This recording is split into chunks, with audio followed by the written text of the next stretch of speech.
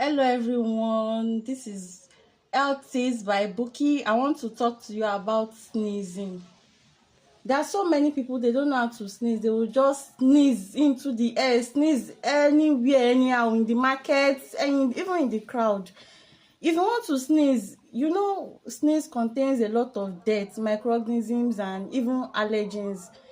Passing microorganisms here and there. If you want to sneeze, the right way to sneeze is that you are using a nose mask, or you can make use of your handkerchief. If you don't have handkerchief present at the moment, you can sneeze in your elbow like this. This is the right way to sneeze, not sneezing in your hands. When you sneeze in your palm, you still use that hand touch apple, price apple for market. How much is this? You use it and hold orange, banana, you still eat it. You give someone to eat it.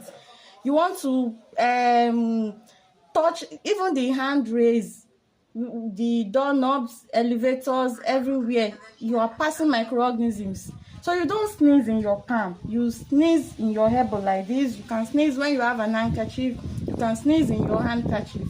So please stop sneezing on people. Stop passing organisms, allergens, smoke dust to other people. It increases their risk of illness. Thank you very much. Thanks for listening.